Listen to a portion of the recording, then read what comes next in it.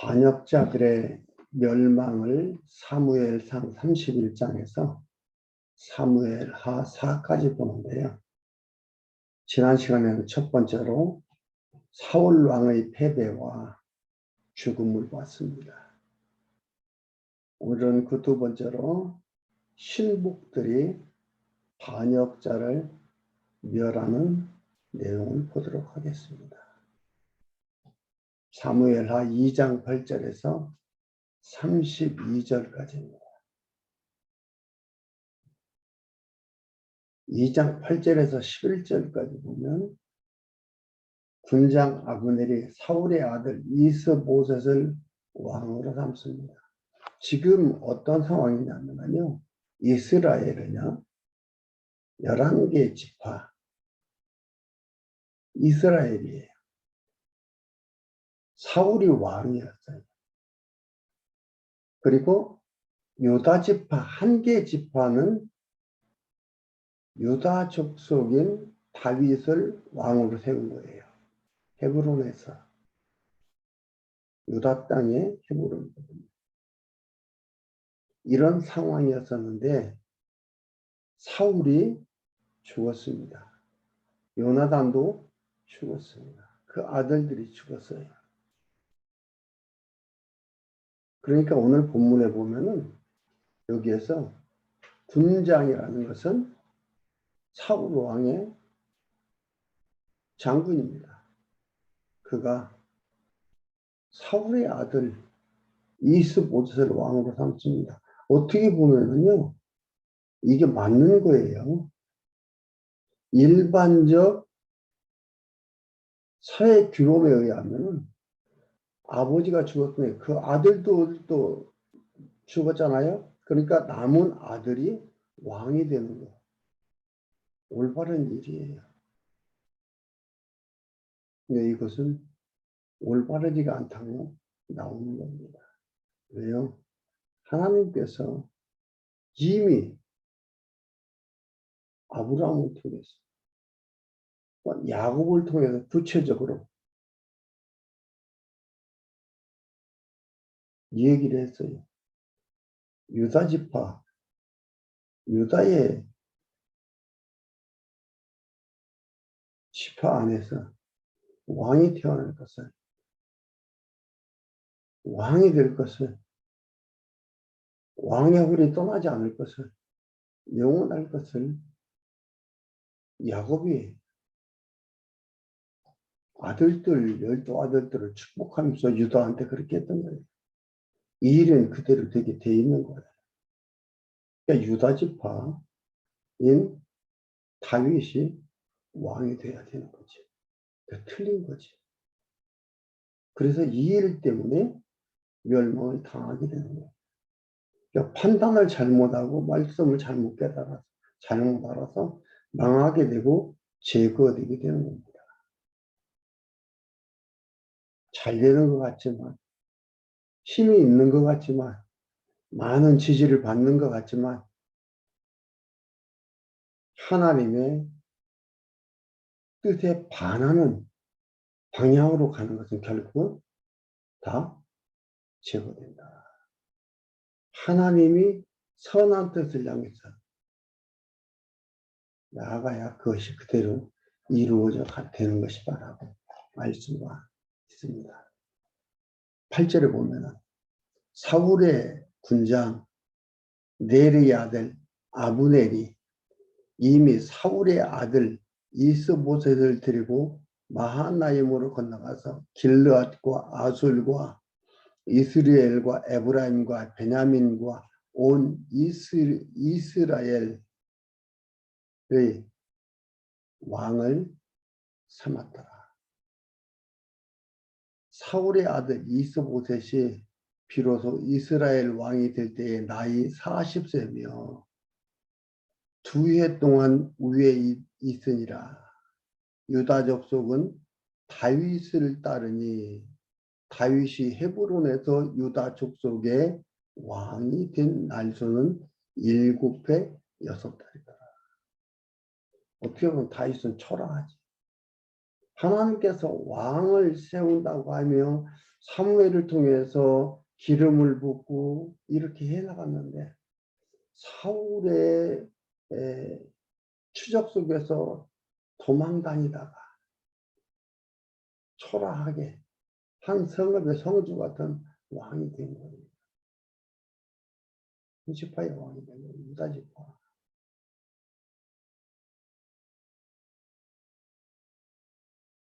그런데 이스보셋은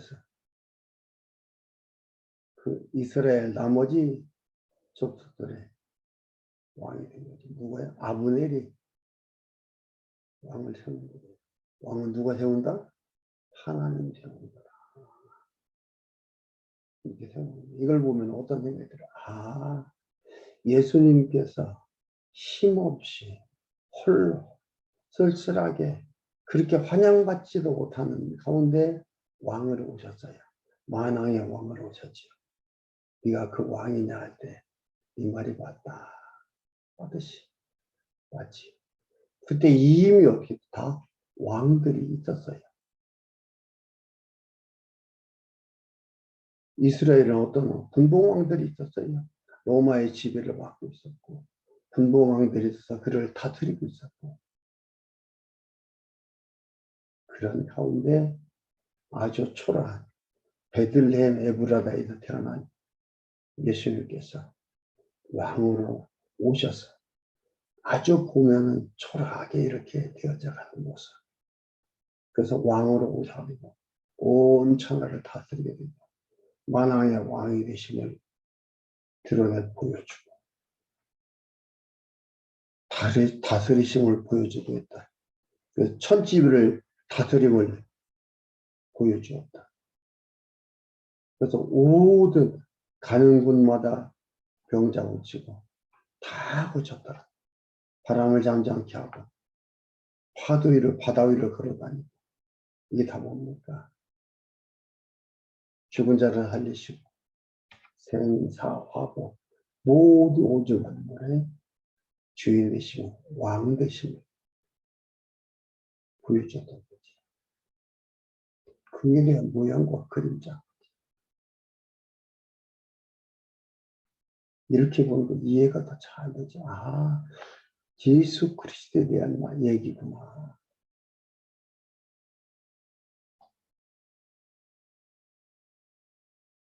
숫자로 보면, 크기로 보면은 누가 아브넬이 왕을 정 이스보셋이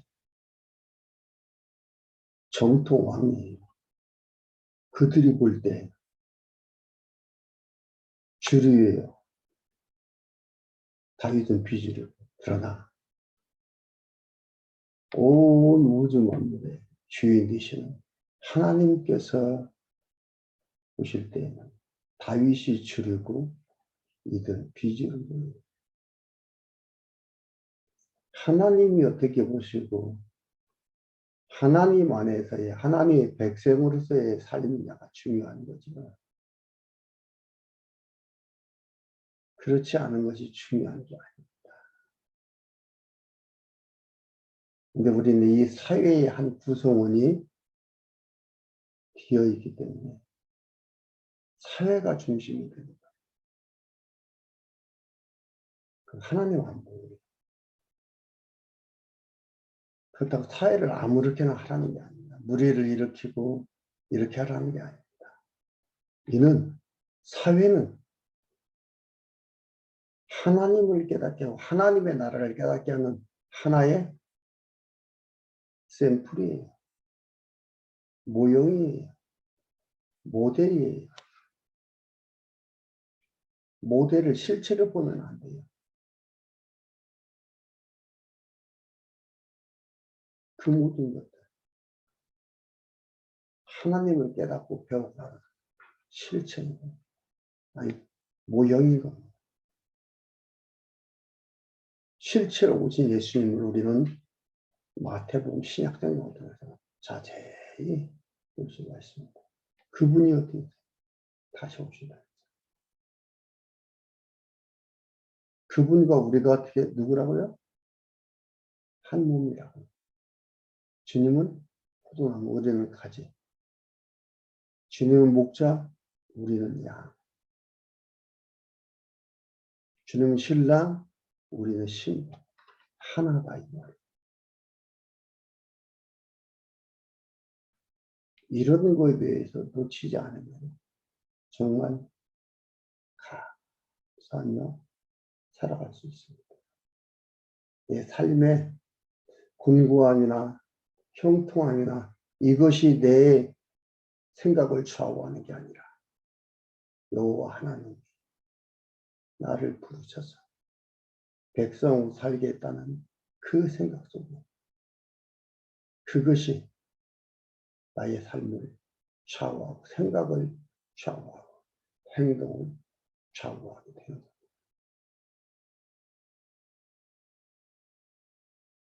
근데 사회적 현상은 무시할 수가 없죠. 무시하라고 하는 게 아닙니다. 그걸 올바로 해석을 하며 살아가야 된다. 올바로 해석해서 나에게 적용되어져 살아가야 되는 것이다. 라고 말하고 싶습니다. 12절에서 17절까지 다윗 신복들이 이스보셋 왕의 신복들과 싸워 승리합니다. 당연히 싸워서 이겨야 되는 거예요. 다윗이 왕으로서 이제 승승장구해야 되네. 해야 되는 겁니다. 당연히 싸워서 이겨야 되는 거죠. 11절 네리의 아들 아브넬과 사울의 아들 이스보셋의 신복들은 마하나임에서 나와서 기브온에 이르고 스루야의 아들 요압과 다윗의 신복들도 나와서 기브온 못가에서 저희를 만나 안전히 싸우려고 하는 거예요. 숫자로 보면 누가 많아요? 아브넬, 이스보셋, 왕위 2년 했는데 그들이 많아요. 숫자도 많아요. 그러니까 저수지를 놔두고서나 이렇게 서로 마주보고 있는 겁니다. 아브넬이 요압에게 이르되 청컨대 소년들로 일어나서 우리 앞에서 장난하게 하자. 그러면은 뭐 대결하다, 놀다, 격려하다, 조롱하다, 대표로 싸우자 이런 얘기예요. 대표로 싸우자. 대표로 다 싸우지 말고 소년들로 대표로 싸우게 하자. 요압이 가로되 일어나게 하자. 그러니까 요압이 일어나게 하자 이 말이죠. 다음에 저희가 일어나 그 수요대로 나아가니 베냐민과 사울의 아들 이스보셋의 편에서 12이요 다윗의 신복 중에 12이라 12 네, 싸우는 거예요. 각기 적수의 머리를 잡고 칼로 적수의 옆구리를 씨름에 일제히 쓰러진지라. 그러므로 다윗의 신복 중에 12이라 각기 적의 적수라면 적의 손이거든요. 적수의 머리를 잡고 적수의 머리를 잡고 칼로 적수의 옆구리를 찌름에 일제히 쓰러지니라. 그러므로 그곳을 헷간 핫소림이라 일컬었으며 기브온에 있더라. 그날에 싸움이 심히 맹렬하더니 아브넬과 이스라엘 사람들이 다윗의 신복들 앞에서 패하니라. 싸우면서 이겼어요. 다윗의 신복들이 이겼어요. 그리고 18절에서 23절 아사엘이 아브넬을 뒤쫓다 그의 창에 찔려서 죽었습니다.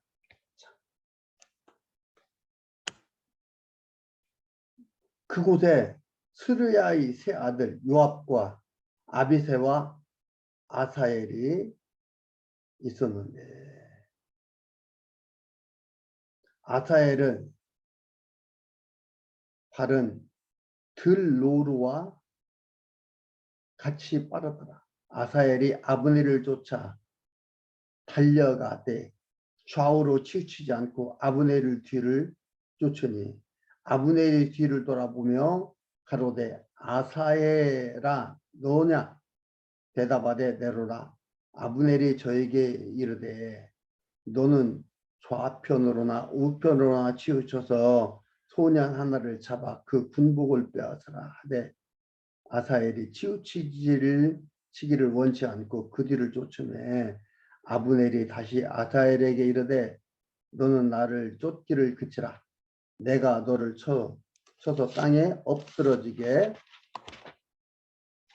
할까 할 까닭이 무엇이냐.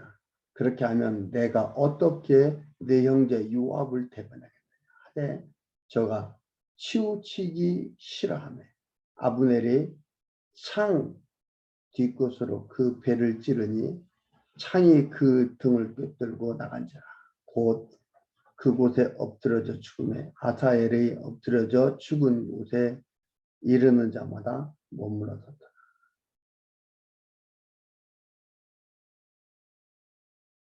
아사엘이 죽습니다.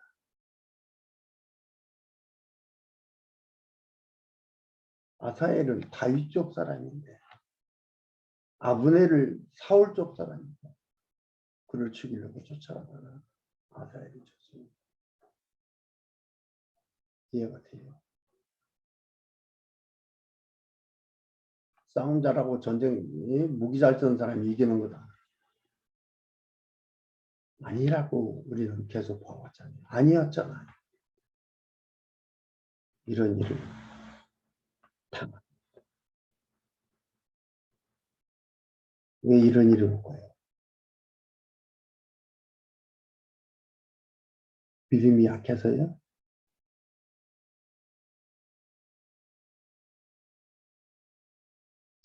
하나님이 하심을 보여줍니다. 너희들이 하는 건 아니다. 하나님의 계획과 하나님의 생각 속에서 일은 진행되어져 가고 있습니다.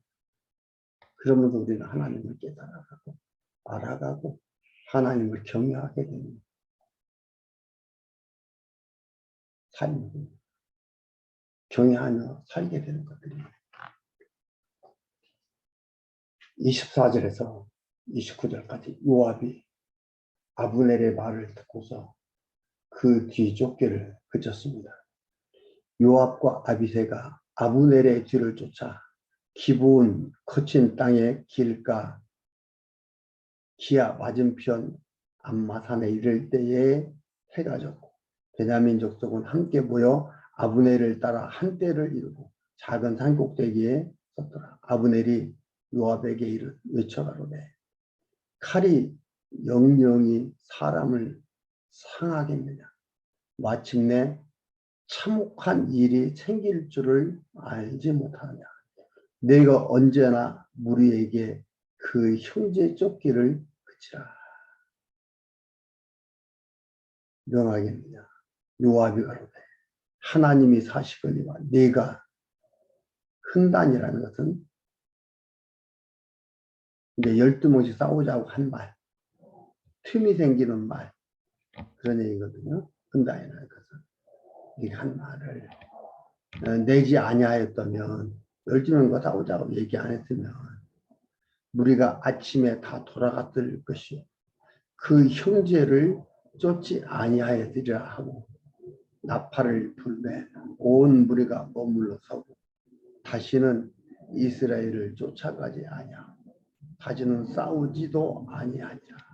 아브넬과 그 종자들이 밤새도록 행하여 아라바를 지나 요단을 건너 비드론 온 땅을 지나 마하나임에 이르니라.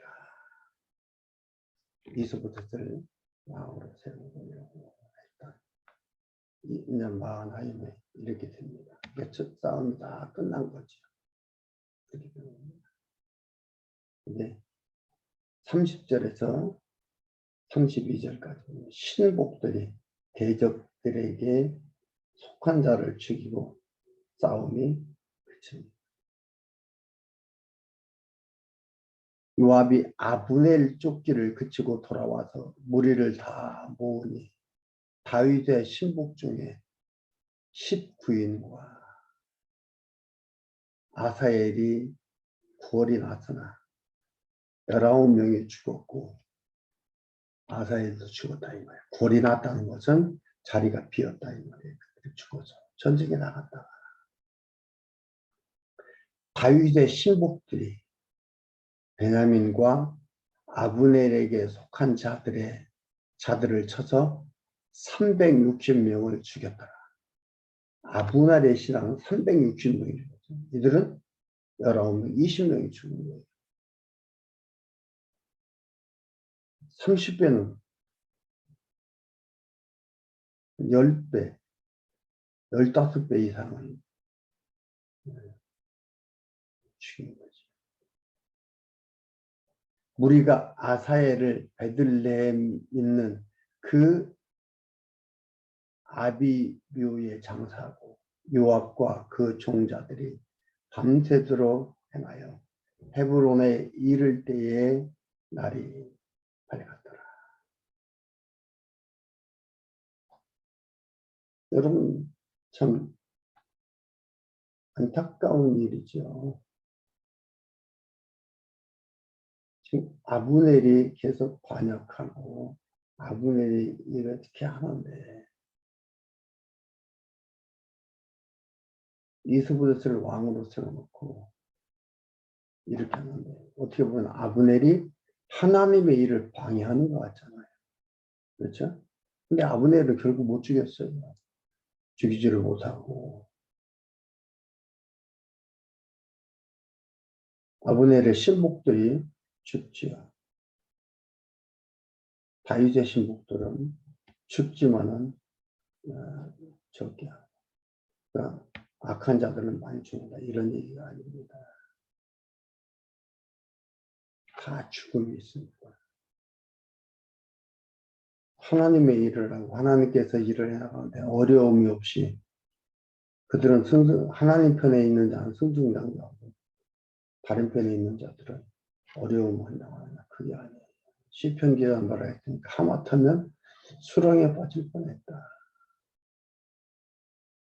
그들은 그들이 원하는 거 이상으로 살립니다. 악한 자들.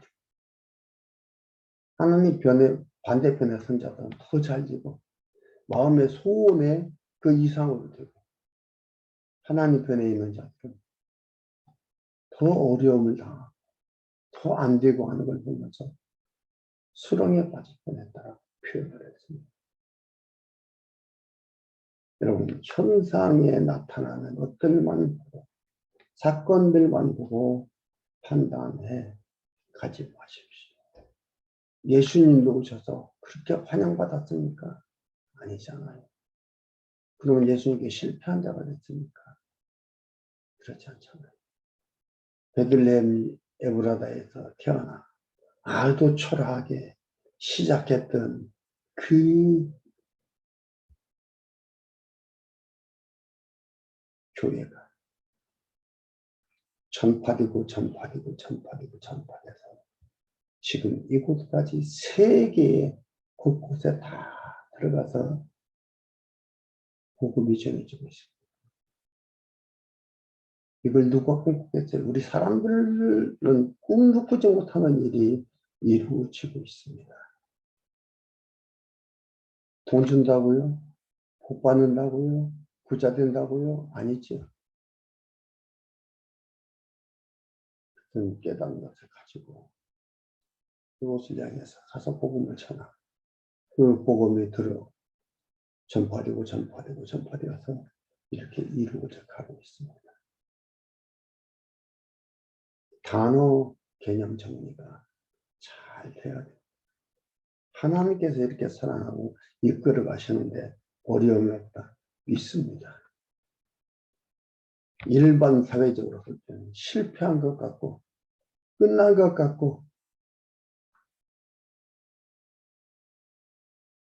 아닌 것 같은 이 일이지만 그러나 그는 하나님께서는 그런 일을 통해서 내가 살아있고 내가 지금 일하고 있다는 것을 보여주고 깨닫게 하고 그를 섬기게 하고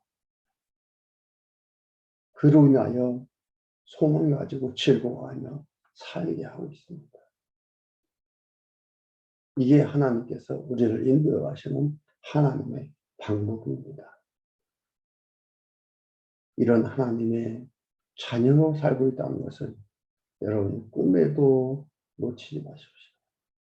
하나님 안에서 살입니다. 지금은 다윗의 초라한 모습들입니다.